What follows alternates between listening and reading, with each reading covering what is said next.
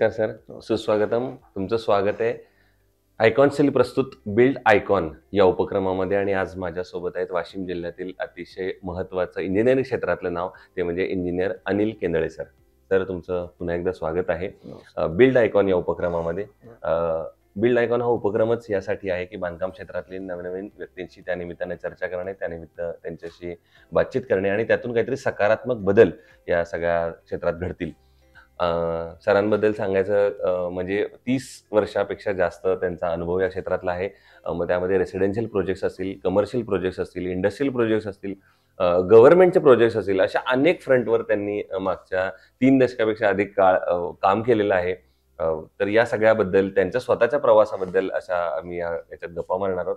तर आधी मला तुम्हाला विचारायचंय, तुमचा शालेय प्रवास, त्याच्यानंतर महाविद्यालयीन प्रवास आणि सगळ्यात महत्त्वाचं सिव्हिल इंजिनिअरिंग या लाईनमध्ये येण्यासाठी इन्स्पिरेशन कुणाचं होतं? म्हणजे काय होतं असं की ज्याच्यामुळे तुम्हाला वाटलं, प्रेरणास्थान आपण ज्याला म्हणतो, असं कोण होतं? ती माझी आई होती. वा. ती नेहमी विचारायची की तुला काय बनायचं? म्हणजे शाळेतही प्रश्न विचारले जायचे, बरोबर. तुम्हाला काय बनायचं? तो सतत नेहमी एकच उत्तर यायचं की इंजिनियर बनायचं. अच्छा. बर. माझं मूळ शिक्षण 10वी पर्यंत मुलीबाई चरखा इंग्लिश स्कूल इथे रिसोड रोडला आहे. बरोबर. वाशिमला एकमेव कॉन्व्हेंट होती, त्याच्यामध्ये झालं. क्या बात आहे. खरं म्हणजे माझी परिस्थिती नव्हती त्या इंग्लिश कॉन्व्हेंटमध्ये शिकायची. वडील नव्हते. वडील 1.5 वर्षाचे असताना गेले. पण आईला म्हणजे इंजिनियर बनायचं म्हटल्यानंतर आईने ते इंग्लिश शाळेत, वाशिमची एकमेव शाळा बरोबर, आणि वाशिमचे टॉपमोस्ट जे क्रीम लोक होते त्याच्यामध्ये माझा मुलगा शिकला पाहिजे. माझी आई भाजीपाला विकायची. बर. तेवढा भाजीपाला विकून, दूध विकून आईने मला शिकवलेलं आहे. त्यानंतर 10वी नंतर मी तिथेच बाजूलाच रिसोर्ट रोडला गव्हर्नमेंट पॉलिटेक्निक वाशिम आहे, तिथे डिप्लोमा केला. डिप्लोमा नंतर माझा BE ला नंबर लागला होता. फक्त आईला एकटं सोडायचं नसल्या कारणाने मी BE करू शकलो नाही. गव्हर्नमेंट इंजिनिअरिंगला नंबर लागला होता माझा. बरोबर. पण मी BE करू शकलो. तर मग पण या शिक्षणानंतर जिथं तुम्हाला घरची परिस्थिती माहित होती, त्या सगळ्या खडतर परिस्थितीतून तुम्ही शिक्षण घेतलं होतं, पण त्याच्यानंतर मग शिक्षण थांबल्यानंतर पुन्हा या व्यावसायिक फ्रंटकडे कसं वळलात? का काय आधी प्रॅक्टिस वगैरे केलीत कुणाकडे, का थेट स्वतःच्याच व्यवसायाला? सुरुवातीचा एक 2-4 महिने माझे सिनियर जयंत डबीर आहेत, त्यांच्याकडे प्रॅक्टिस केली. पण तिथे असे काही विशेष शिकवण मिळालेली नाही. ते स्वतः खूप चांगले होते, पण त्यांचे असिस्टंट जे होते ते निग्लेक्ट करायचे. अच्छा. मग माझे म्हणजे आईचे मानलेले भाऊ आहेत, ते नगरसेवक होते. त्यांनी मला नगरपालिकेत डेली वेज जॉब म्हणून लावला. 30 रुपये रोजाचा जॉब होता. ते जॉब लावला. आणि तिथे असताना मी वॉटर सप्लायला इंजिनियर म्हणून काम केलं. तिथले इंजिनियर सस्पेंड असल्या कारणाने सगळा कारभार माझ्याकडे असायचा. देशमुख साहेब होते. आणि माझ्यासोबत बांधकामात म्हणजे आता याच्या अगोदर कदाचित येऊन गेले असतील मिलिंद भावसार आहेत, ते पार्टनर होते माझ्या अगोदर. आम्ही दोघं ते बांधकाम विभागात डेली वेज होते, मी पाणी पुरवठा विभागात. बरोबर. तिथे बसल्या बसल्या एक संकल्पना आली की आपण दोघं मिळून एक काहीतरी प्रोजेक्ट सुरू करू, असं गावात काहीतरी नवीन सुरू करू. वाशिमला सगळ्यात पहिला एकमेव रो हाऊसेसचा प्रोजेक्ट अनिल केंदळे यांनी सुरू केलेला, महालक्ष्मी नगर म्हणून. अच्छा. त्याच्यानंतर हे वाशिमला एवढं हे सगळं झालेलं आहे. रो हाऊसेसचा प्रोजेक्ट सगळ्यात पहिला वाशिमचा 97 ला स्टार्ट झालेला आहे. आणि तिथनं या प्रोजेक्टला सुरुवात झाली. आणि त्या प्रोजेक्ट नंतरच थोडेसे आता म्हणजे आउट ऑफ वे थोडा बोलायला काही हरकत नाही. दोघा पार्टनर्सचे डिस्प्यूट आले, ते वेगळे झाले. आज तेही व्यवस्थित आहेत, मी व्यवस्थित आहे. अगदीच, नक्कीच. त्याच्यानंतर दुसरा प्रोजेक्ट महालक्ष्मी नगर बस स्टँडच्या मागे दुसरा सुरू केला. Very good. Mahalakshmi Nagar 2 resort रोडला जाधव लेआउट मध्ये सुरू केला. आणि मग त्याच्यानंतर सुरू झाले मालिका प्रोजेक्ट. हॉटेल मणिप्रभाजवळ एक commercial Mahalakshmi complex, Mahalakshmi plaza म्हणून कॉम्प्लेक्स केलं, कमर्शियल पहिला प्रोजेक्ट तो. अच्छा. नंतर माझे स्वतःचेच प्रोजेक्ट सुरू झाले. वा वा वा. इथे पेट्रोल पंप आहे आपला, अच्छा. महालक्ष्मी हो पेट्रोल हो. पंप. महालक्ष्मी एक ब्रँड आहे. अच्छा. सो महालक्ष्मी या नावानं. आईचं नाव लक्ष्मी होतं, वडिलाचं नाव माधव होतं, त्यामुळे अच्छा, महालक्ष्मी या महालक्ष्मी. नावाने क्या बात आहे, सुरू झाला. क्या बात आहे. वा. दुसरं, तुम्ही आता कन्स्ट्रक्शन मध्ये इतके वर्ष काम करताय. टेक्नॉलॉजी किंवा तंत्रज्ञान अतिशय महत्वाचं आहे या हा. कल्पक फील्ड हो. जरी असला तरी सुद्धा. हम्म. तर या तंत्रज्ञानाचा इंजिनिअरिंग मध्ये किती फायदा होतो? नियर अबाउट 75% फायदा होतोय. बरं. म्हणजे थोडंसं नॉन टेक्निकल असलं हम्म. तर प्रपोर्शन थोडंसं कमी जास्त होते. त्यामध्ये व्हॅल्युएशन एक 15 ते 20%चा फरक नक्कीच कस्टमरला पडतोय. अच्छा अच्छा. त्यामुळे टेक्निकल पर्सन अपॉइंट करायलाच पाहिजे असं प्रायव्हेट म्हणजे व्यक्तीने, असं माझं मत आहे. बरोबर. हे झालं टेक्निकल पर्सन बद्दल. पण कन्स्ट्रक्शन मध्ये अकुशल कामगार किंवा अनस्किल्ड लेबरचं पर्सेंटेज पण खूप मोठं आहे. हा. तर या अकुशल कामगारांकडून काम करून घेणं हे कितपत धोकादायक आहे? नियर अबाउट 100% धोकादायक आहे. बरोबर आहे. आणि अशा घटना बऱ्याच घडलेल्या आहेत. हम्म. इलेक्टेड व्यक्तीकडून करून घेतात ते, बरोबर नंतर मग सफर झाल्यानंतर ते टेक्निकल पर्सनकडे येतात. बरोबर. पण तेव्हा वेळ गेलेली असते, हम्म. आर्थिक नुकसानही झालेलं असते, मानसिक नुकसान झालेलं असते, पण हो. ती करून तर घ्यावंच लागते त्यांना. बरोबर त्यामुळे बरोबर. ते महत्वाचं आहे. महत्वाचं आहे. दुसरं, दीर्घकाळ एखादी आपली वास्तू किंवा आपण जी केलेली रचना आहे ती चालण्यासाठी आराखडा किंवा प्लॅन किती महत्वाचा आहे? प्लॅनिंग तितकाच महत्वाचा आहे. हम्म. प्लॅनिंग केल्याशिवाय समोर जायलाच नाही पाहिजे. बरोबर. त्याच्याही अगोदर जे नॉर्म्स मध्ये बसतो किंवा नाही, ह्या गोष्टी ह्या अगोदर बघितल्या पाहिजे. बरोबर. दुसरं, बजेट हाऊसिंग किंवा आपण म्हणतो ज्याला अफोर्डेबल हाऊसिंग, ते करताना त्या माणसाचं बजेटही सांभाळायचं असतं, त्याला चांगलं घर पण द्यायचं असतं. तर या दोन्हीची सांगड तुम्ही कसं घालता किंवा कशी ती बजेट हाऊसिंग तुम्ही बनवता, त्यासाठी काही महत्वाच्या टिप्स? त्याच्यासाठी म्हणजे मटेरियल मध्ये तर मी कॉम्प्रोमाइज करत नाही. बरोबर. कॉम्प्रोमाइज करला ते आपल्याला स्वतःला. हो हो. आपण त्यातल्या त्यात काय देऊ शकतो कस्टमरला, त्यात आनंद वेगळा मिळते. बरोबर. आणि कस्टमरला हीच अपेक्षा असते की या व्यक्तीने आपल्याला कमी केलंय.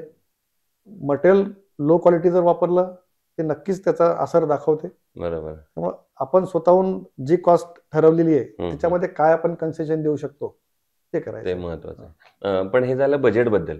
पण एखादं बांधकाम करताना काय महत्वाच्या टिप्स सांगाल की या महत्वाच्या गाईडलाईन्स आहेत किंवा या फॉलो केल्या पाहिजेत जर चांगलं कन्स्ट्रक्शन, क्वालिटी कन्स्ट्रक्शन तुम्हाला हवं असेल तर, अपार्ट फ्रॉम बजेट?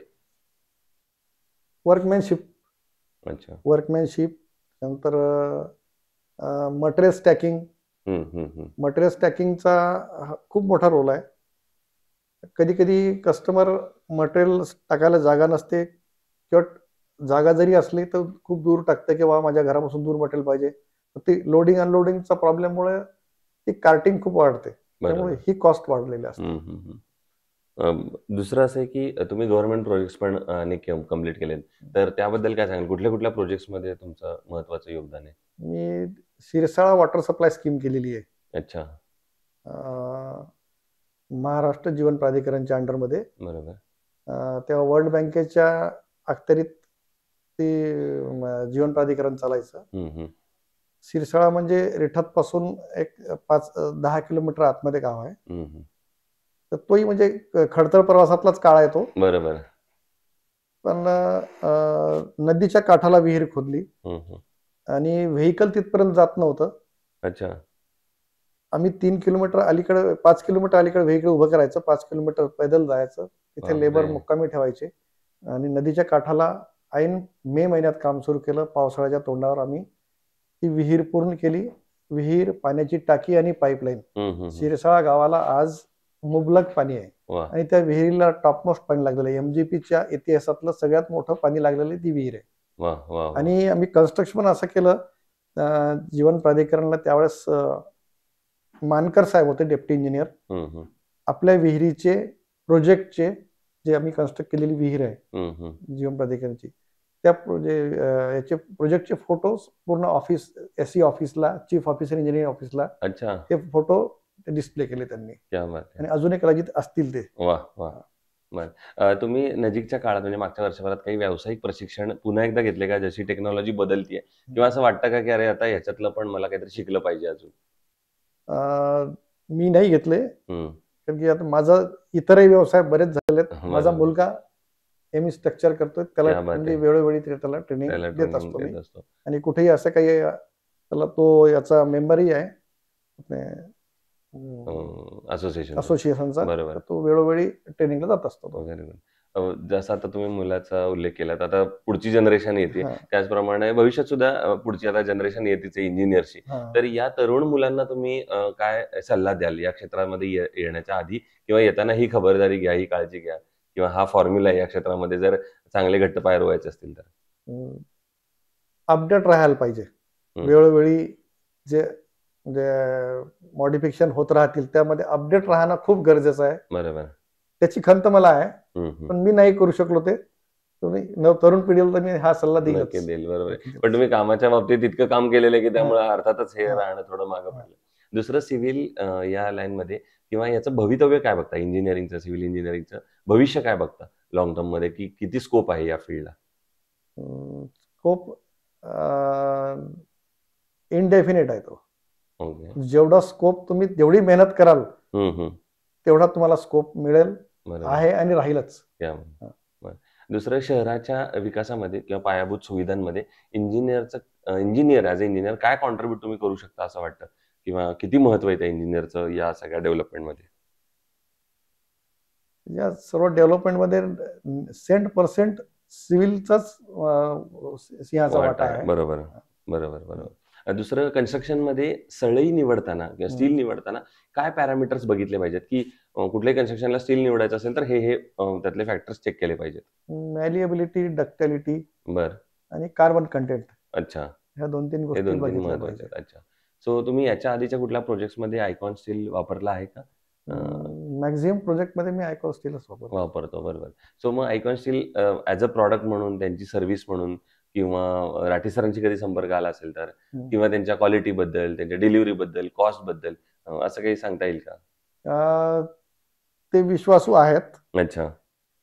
तसं कस्टमरलाही मी प्रपोज करत नाही कोणालाच, इथून घ्या, तिथून घ्या, हे घ्या, ते घ्या. बरोबर. पण कस्टमर जो विश्वासू आहे, जे ऐकणारा कस्टमर आहे, आपण जर तसं प्रपोंडा केला किंवा तर त्याचा वेगळा अर्थ काढतात कस्टमर. तरी पण मी त्यांना सांगतो असं असं आहे, आणि ते व्यक्ती विश्वासू आहेत, क्वालिटी क्वांटिटीमध्ये काही कॉम्प्रोमाइज करणार नाहीत.